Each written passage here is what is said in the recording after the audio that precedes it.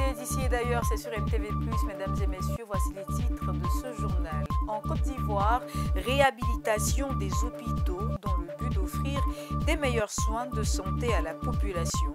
Et puis au Sénégal, au moins 24 personnes ont été tuées dans un accident d'autocar pour cause surcharge du véhicule.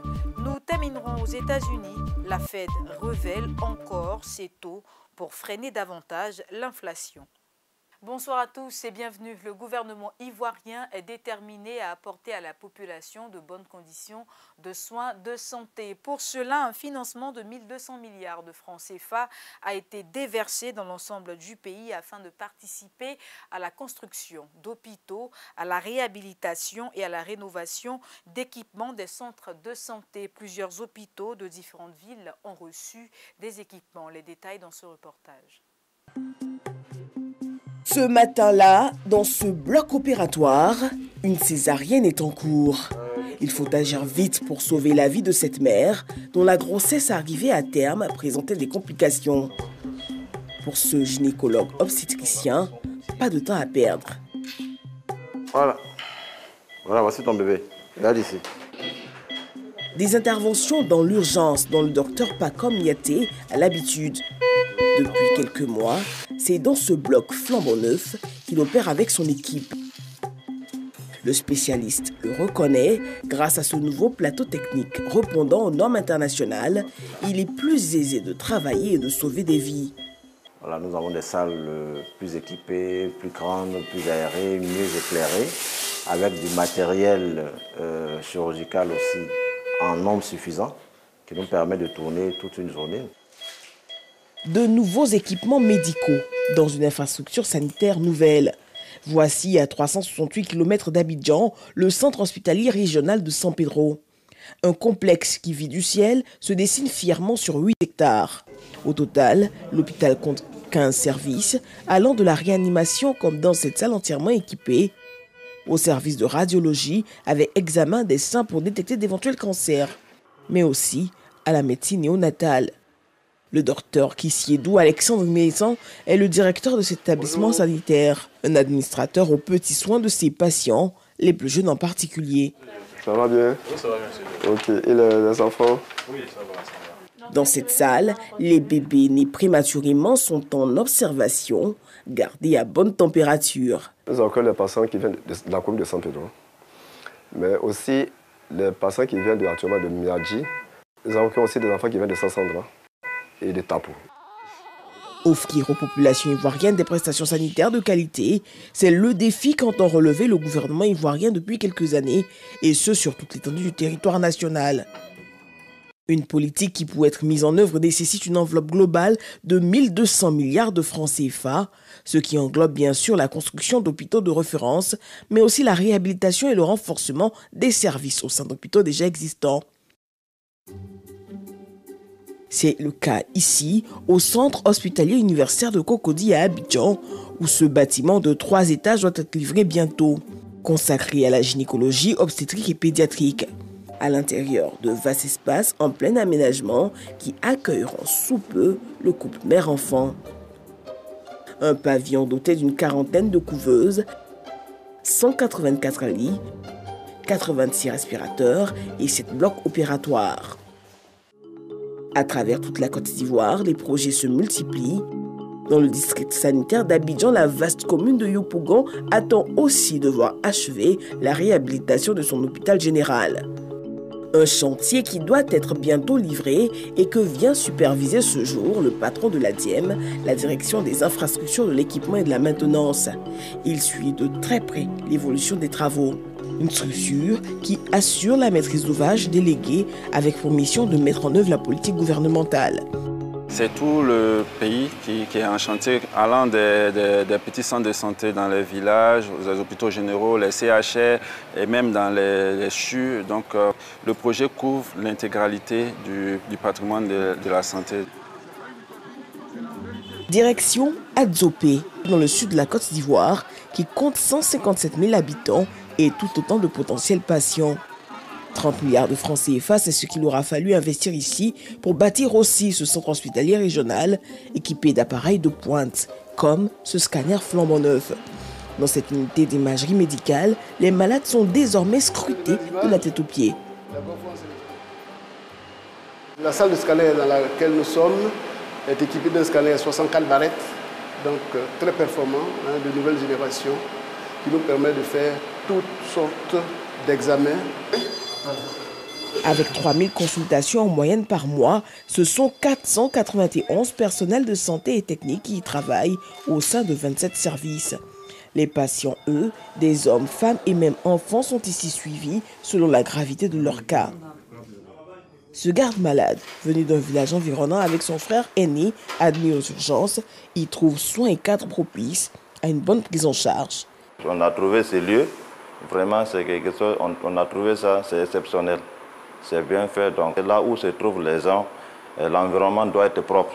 Voilà, parce qu'il s'agit de la santé.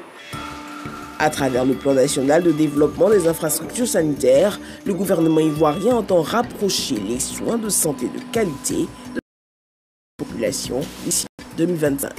Toujours en Côte d'Ivoire, l'épidémie de dengue continue de se propager, comptant à ce jour 82 cas, dont 64 à Abidjan et 2 décès. Il s'agit de la 6e épidémie de dengue constatée dans le pays depuis 2008. Afin de lutter contre cette situation, une campagne de démoustication a été lancée depuis le jeudi 20 juillet 2023 dans la commune de Cocody, Bingerville, où se concentre la majorité des cas.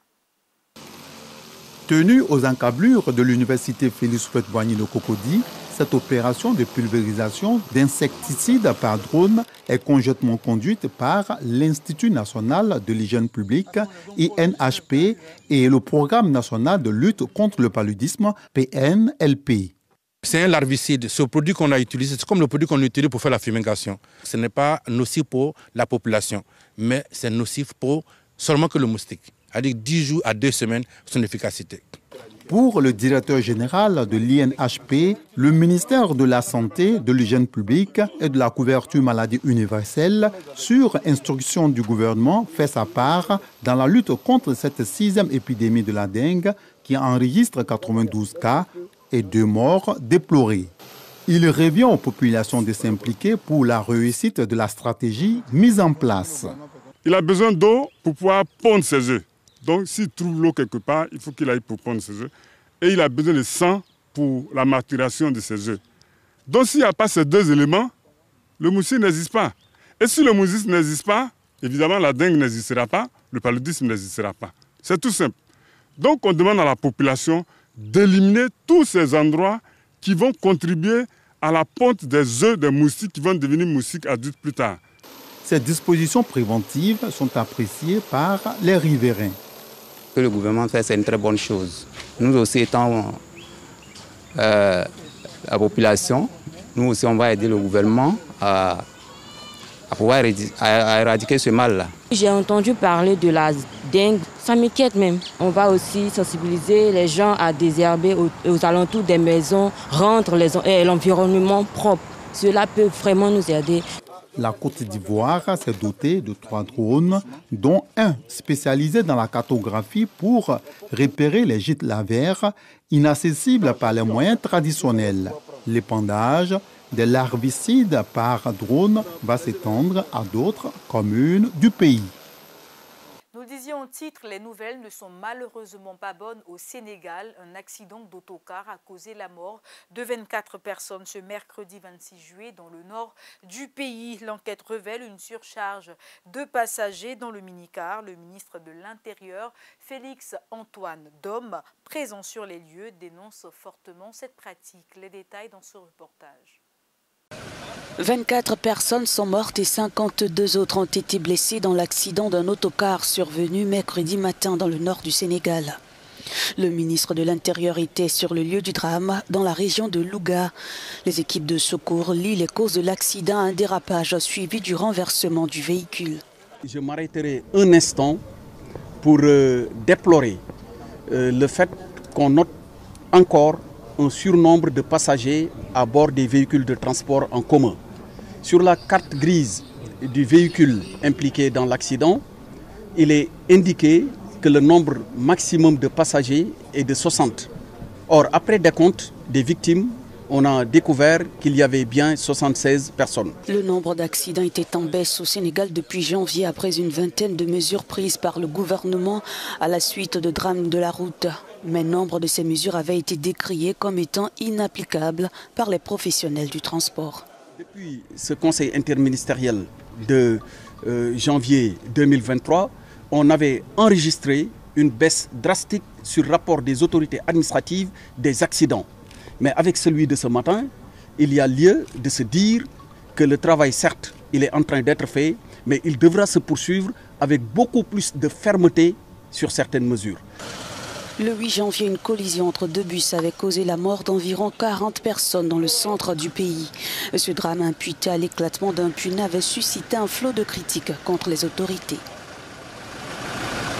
Restons encore un peu sur le continent africain. Le monde du travail est remis en question chez les femmes africaines. Pour elles, le manque de protection sociale, les bas salaires et les mauvaises conditions de travail sont les principaux défis liés à l'informalité. Selon les Nations Unies, 89% des femmes d'Afrique subsaharienne occupent un emploi informel en pourcentage de l'emploi total. Suivons ensemble ce reportage pour plus d'informations.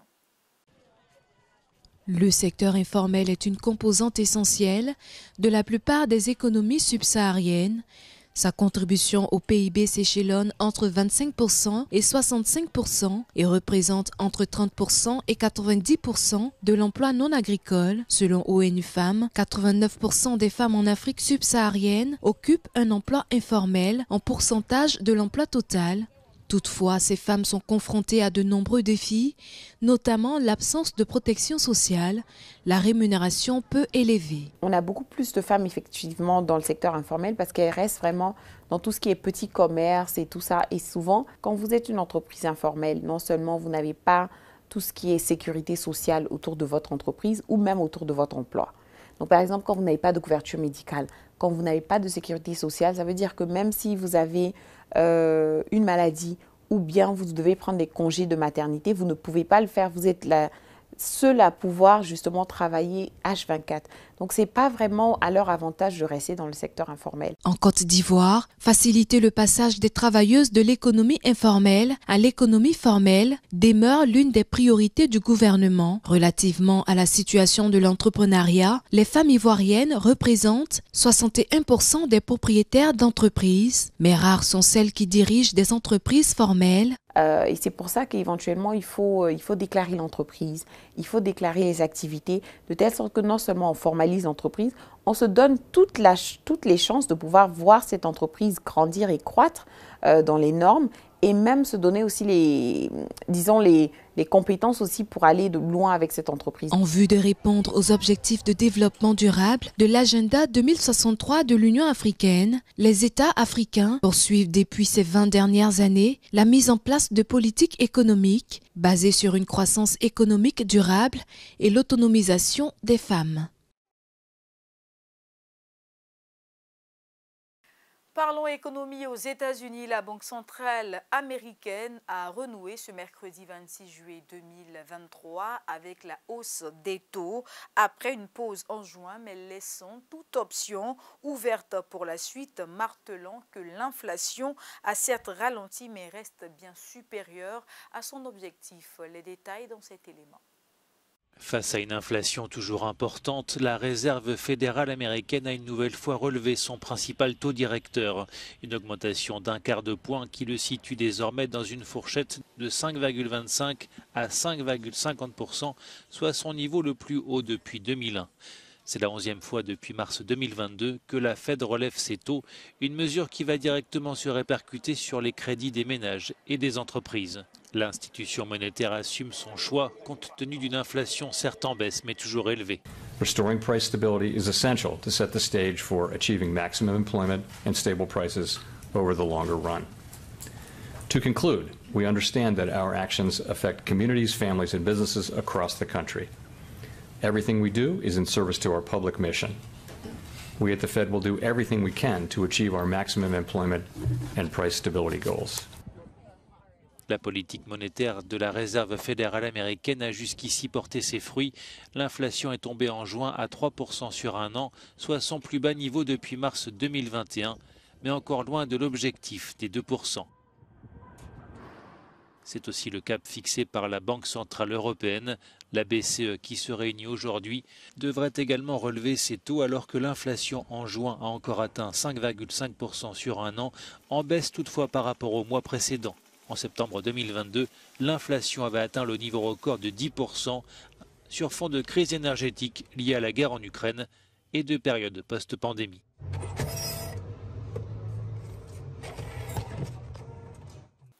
Ce journal vous a été préparé par l'ensemble de la rédaction, réalisé par Lina Tepi. Merci à tous de l'avoir suivi. Je vous souhaite une excellente suite de programmes sur MTV+, la télé qui transforme.